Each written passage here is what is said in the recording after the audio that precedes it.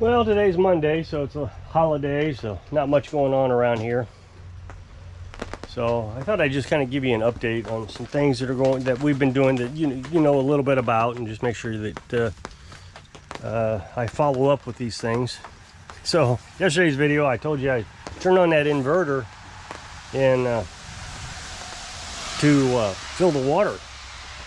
Well, I went back out later and turned on the water pump, and boy, I left that thing running. Now, I've always told you I can't run that well dry because it will burn up the pump. But I fell asleep and just in my chair and forgot all about that water. So an hour later, and I woke up, the electric went off. That's what happened. And so I woke up and I realized, oh no, that pump was running. The thing about the well is it doesn't run out of water completely. The pump can pump 15 gallons a minute. So it's pumping out water faster than the recovery rate of the well.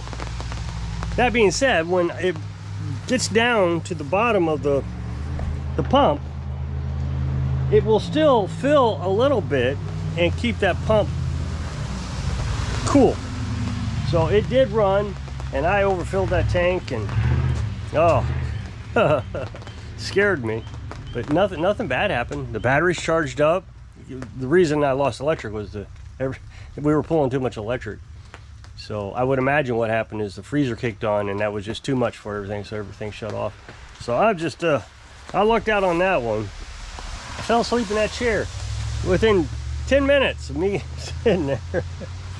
Well, you know, it was a Sunday. So, but everything's fine. We didn't lose anything. I might have to change those filters because it does pick up a lot of sediment when it gets low like that. Now, I was telling you, I forget which day, we had a John Deere zero turn here, and they just beat the heck out of that mower, the mower deck. It's basically a brand new mower. Runs great, but that mower deck was just in terrible shape. The front end was bashed in so bad that the correct size blades would not spin in it. So I had to beat that out. So in order to compensate for the smash, they put in smaller blades. One of the blades was broke off on the end, probably that much. So it was off balance, and I had to weld on some brackets. Well, I got it back to them.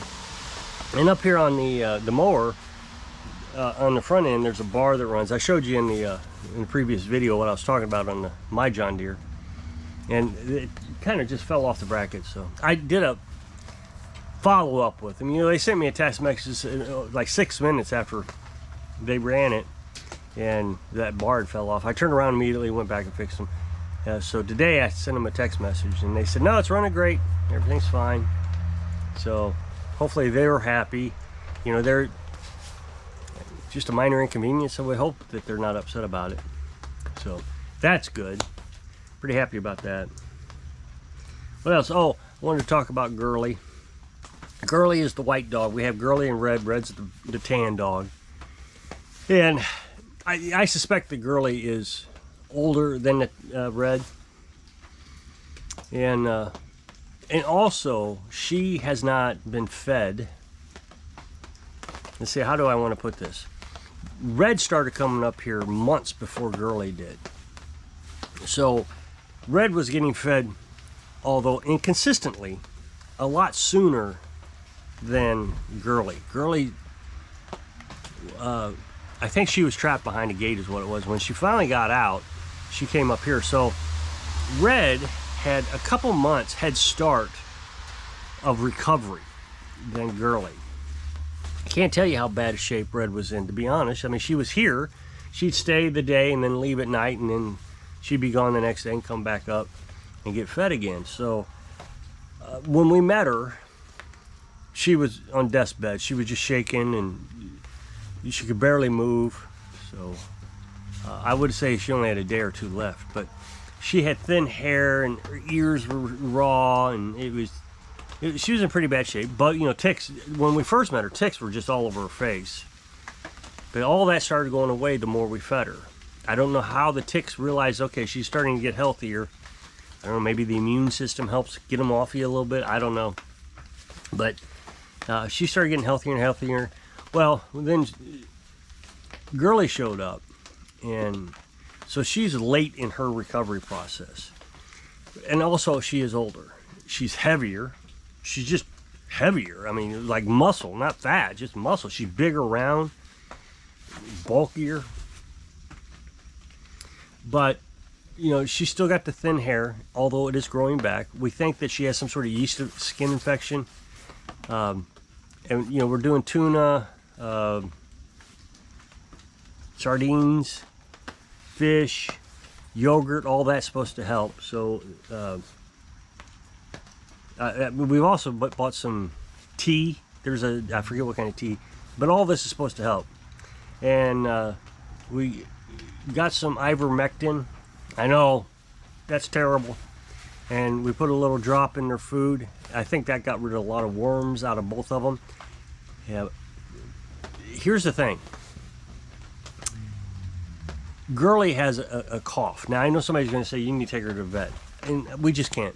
We just can't take them to the vet. I mean, they would charge us thousands of dollars to get these dogs healthy. And I've said it before. I will do my very best to take care of them. I will research their conditions. I will do everything I can, but I can't spend thousands of dollars.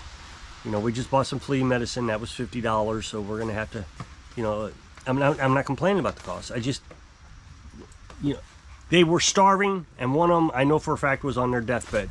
They're not now. They're healthier. They're better. I can't give them the perfect life that I'm sure somebody's going to say I need to give them. I'm just giving them a better life. That's all I can do. But I do think, like I said, that Girly is much, much older. I think she's got this cough.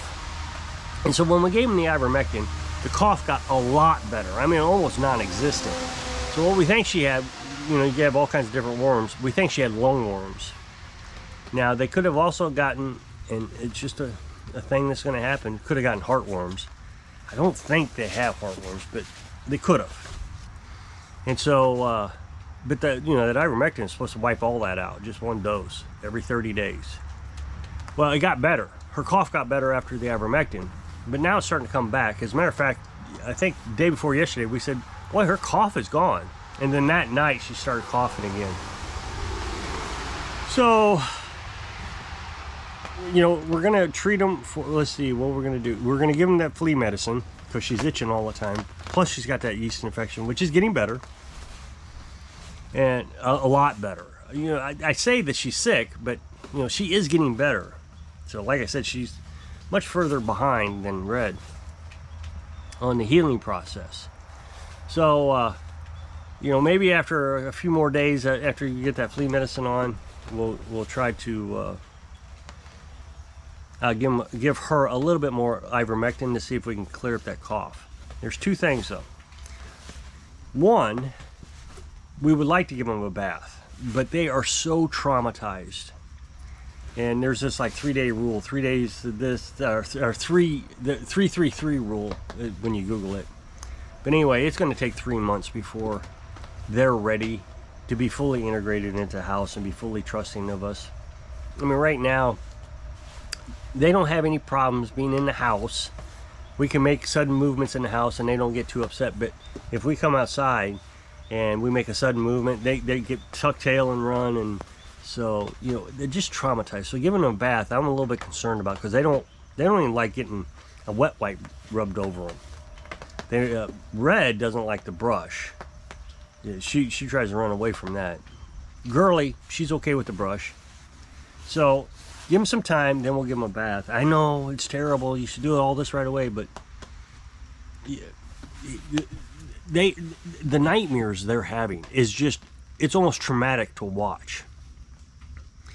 They're kicking and rolling and jumping in bed. It's just, when they're asleep, you almost think they're going to sleepwalk. That's how bad it is.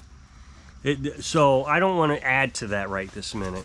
You know, they've got so many scars, physical and mental, that, yeah, you know, throwing them in the truck. We opened the door to see if they would get in the truck. No. So, you know, you got to put them in the truck, get them to the vet, more traumatization. So Right now, I think we're just doing the best we can. I keep telling Carolyn that we are doing 1,000 times better than what they had. And it's just going to take time. Things are just going to take time. Now, Girlie may not make it. She may not survive the cough. The thing is, I noticed that when they came in the house, my breathing became more difficult. So, you know, a lot of dander and different stuff. I mean, they were pretty dirty, and that has gotten better for me. What I'm wondering is if Girlie is also having some sort of reaction. Because, and we looked this up, it's okay, you can do this. We gave her 1 Benadryl the other night, and no coughing. Now, I know she may have just slept through it, but she had no coughing, no itching. And I took a Benadryl that night also, and I didn't have any breathing issues that night also. So the dander, being in that house, that little small house, may be too much for me and her.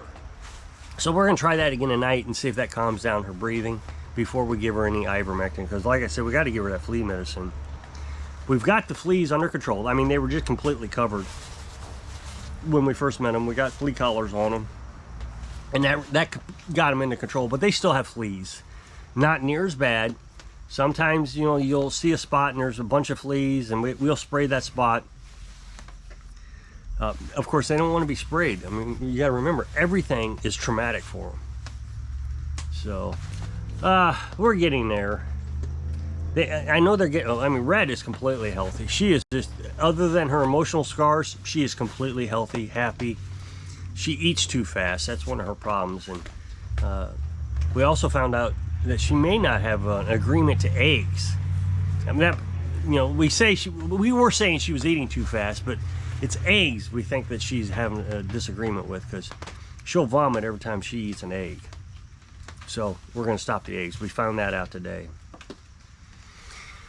So, well, I guess enough about that. You know, I had to weld that mower deck the other day, another subject. And last summer, you will remember, I did a lot of videos on welding, and everybody told me I need to stop making videos. So I did. I stopped making videos. I'm not going to sit there and be critiqued and criticized and ridiculed, because I'm trying to learn how to do a new trade.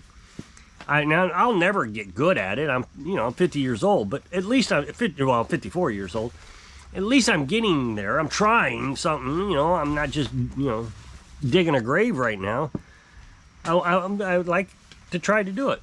I welded that the other day, and I did pretty good. I was pretty happy with myself. I mean, I could get better, and I want to get better. I really do. So I'm back to watching videos again, and man, just today alone, I have learned so much.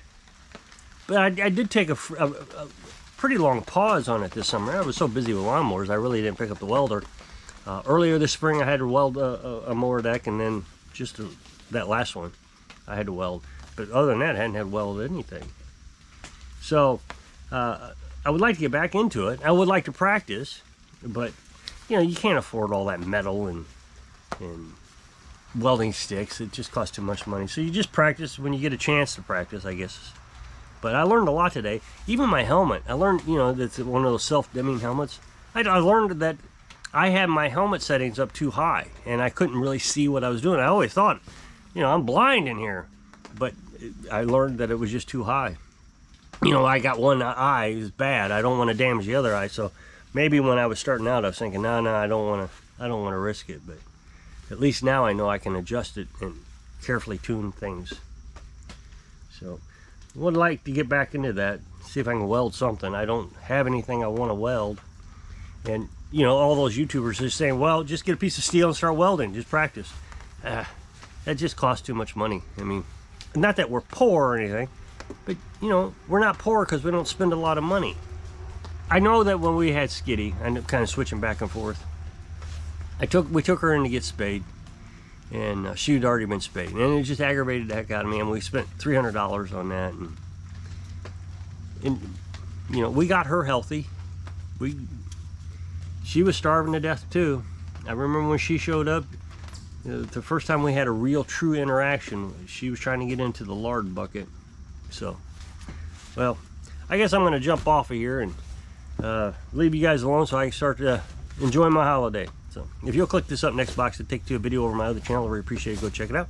So I hope I can inspire you to do the best you can so you can live your dreams. Thanks for watching.